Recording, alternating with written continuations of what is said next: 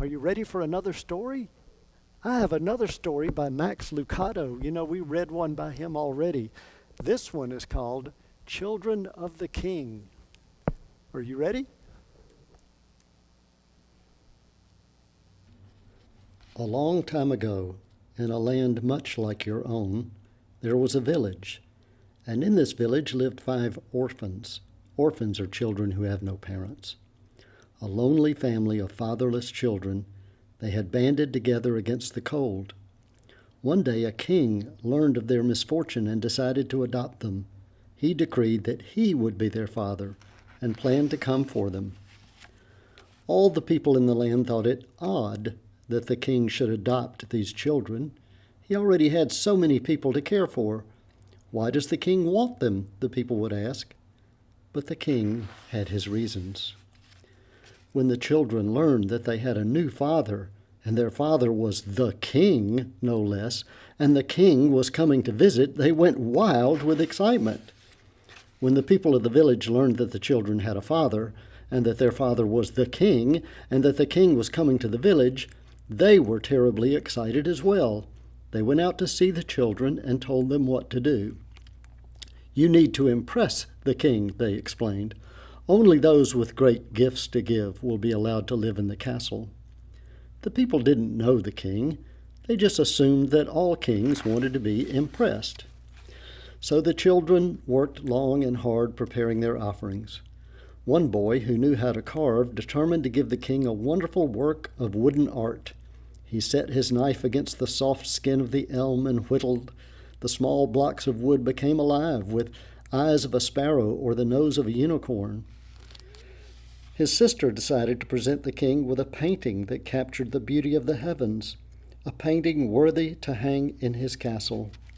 Another sister chose music as her way to impress the king. For long hours she practiced with her voice and mandolin. Village people would stop at her window and listen as her music took wings and soared. Yet another child set out to turn the king's head with his wisdom. Late hours would find his candle lit and his books open, geography, mathematics, chemistry.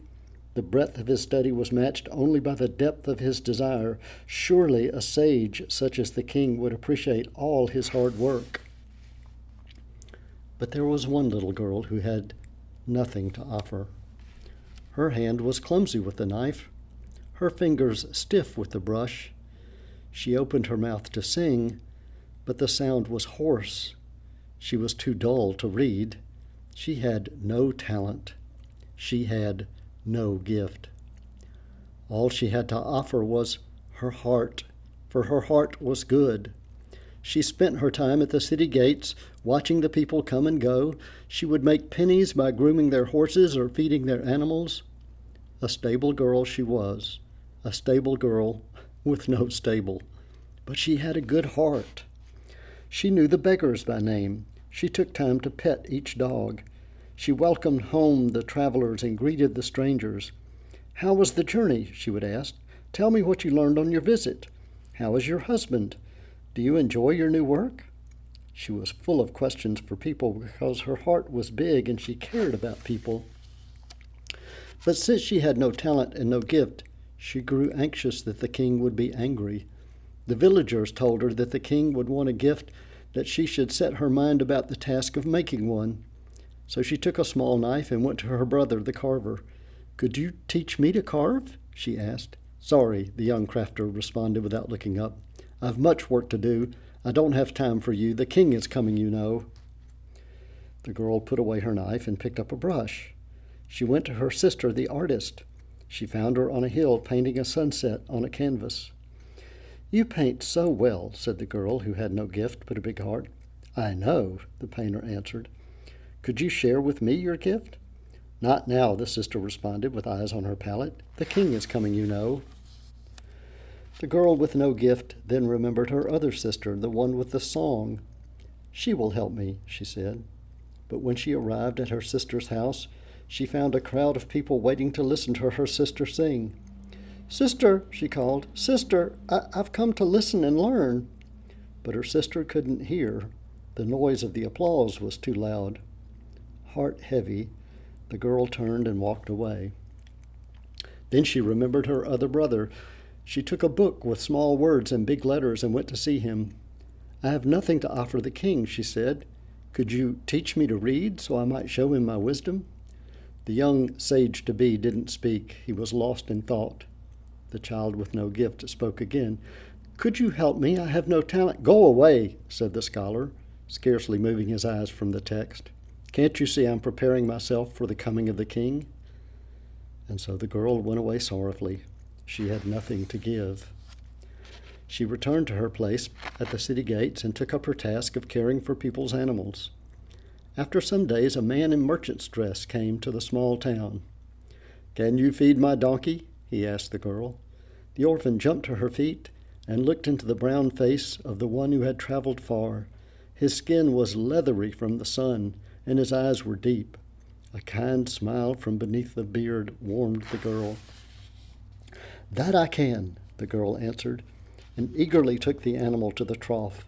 "Trust him with me. When you return, he will be groomed and fed." "Tell me," she asked as the donkey drank, "have you come to stay?" "For only a while." "Are you weary from your journey?" "That I am." "Would you like to sit and rest?" The girl motioned to a bench near the wall. The tall man with the dark skin sat on the bench, leaned against the wall, closed his eyes, and slept. After a few minutes, she opened them and found the girl sitting at his feet, looking at his face. She was embarrassed that he had caught her staring. She turned away. "Have you sat there long?" "Yes."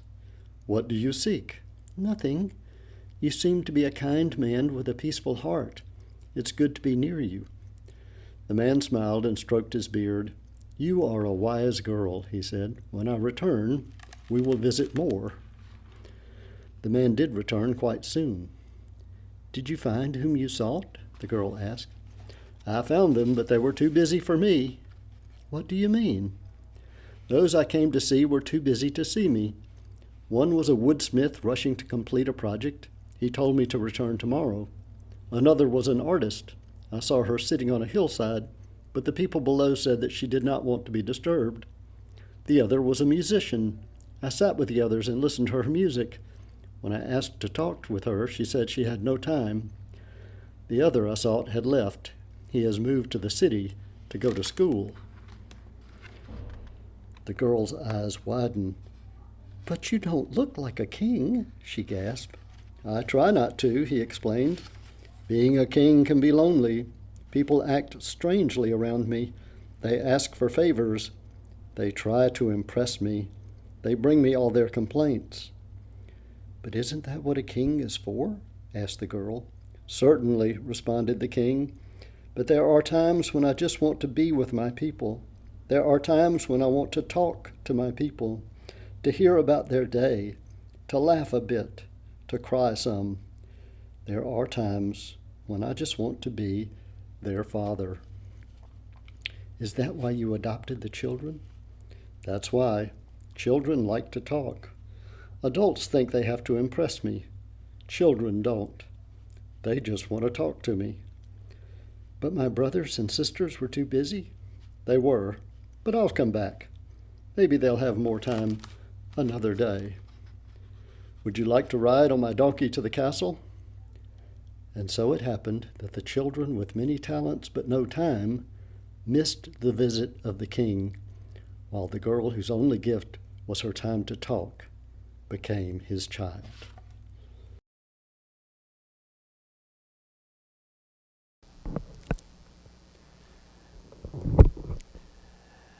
You know, it's great when we are good at something and when we can be excellent at something, and we should try to do our best. But we're never going to really impress God. God made us, and God wants us to spend time with God. That's more important than anything else we can do. Who we are is what's really important. The youngest little girl who thought she had no talent, she had a big heart. She was full of kindness, and she was friendly, and she was helpful. And because of that, she spent time with the king, not even knowing he was the king. just because that's who she was.